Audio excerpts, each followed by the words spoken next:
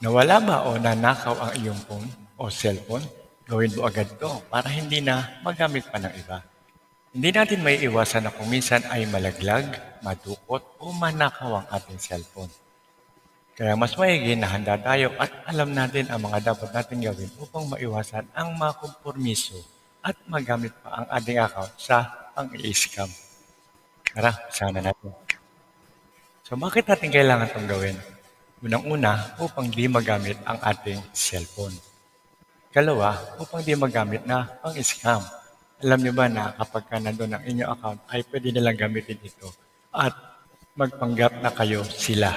Okay? So, madalas na nangyayari yan, mga nanghihiram, nangungutang, kunyari kayo sila. Okay? So, next, upang ma-stop ang mga financial apps, ito, importante ito, no?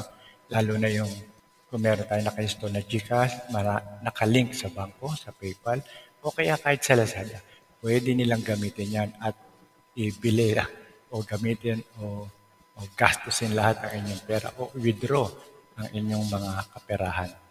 So upang di tayo makupormiso, dahil account natin ang ginagamit nila at may ginawa silang kalokohan, tayo ang mapapagbinti. Kung Android phone ang gamit mo, ang Play Store ay nakalagin sa iyong Gmail account.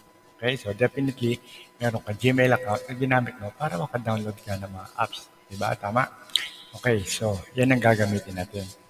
So kunyari nawala yung ating isang phone, kaya gagamit tayo ng ibang cellphone o computer para ma-access lang natin at maipakita ko sa inyo. So una, go to Google search at tatype lang natin ng Google Find My Device. Katulad niya nasa arrow, okay? So type lang natin yan and then click nyo yung Find My Device, yan nasa arrow. And then makikita nyo na sa Google Find My Device. Okay, click lang natin yung accept at meron tayong mga cellphones na nasa kaliwa. Isa dyan ang ating, kunyari nawala, pero nasa akin pa rin yan. Ano? So, i-assume lang natin na kunyari nawala. I-accept lang natin ang terms ni Google.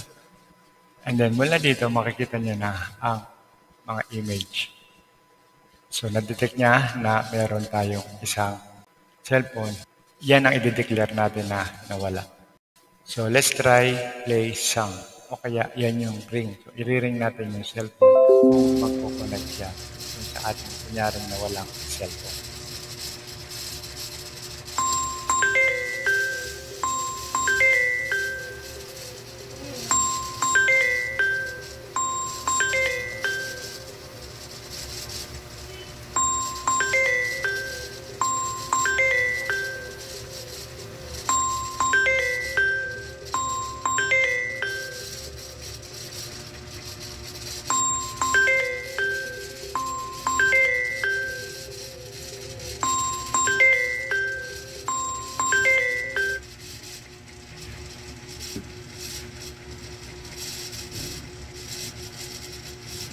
So, okay, connected at nag-ring na siya. So, ngayon, isi-secure na natin ang ating device. Yan yung gagawin na natin. Ilalak na natin yung ating cellphone. Sabi niya, we will lock its PIN, pattern, or password. If the device doesn't have the screen lock, you can set one. So, pwede natin lagyan ng screen lock. Okay? So, you'll be signed out of your Google account on the device. So, lahat ng Google na nakakabit dito, and especially itong isa na to, ay automatic niyang ilalag out. After the device is secured, you can still locate it. So, ibig sabihin, kahit na secure na siya, pwede pa rin natin gawin yung ginawa natin kanina, yung pag-ring ng cellphone at pag-check ng location. Okay? So, next, you will sign in to your Google account to secure your device. Okay? So, click lang natin yung next. And then, ihingan uli kayo ng password para makasiguro lang si Google na kayo yung gumagawa nito. Okay? So, next. Ang final message ng secure device. Okay? So, yung inyong cellphone will be locked with its PIN, pattern, or password.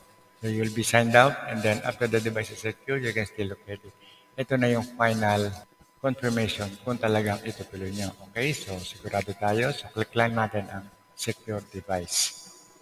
Ngayon, kung meron pa kayo mas mga valuable na apps na naka-install din sa inyong cellphone, kamukha ng GCash, mga bangko, PayPal, at yung mga nabanggit ko kanina, yung Lazada, Shopee, mas maganda kung i-set na rin natin ang factory reset device. Okay? So, click natin yan.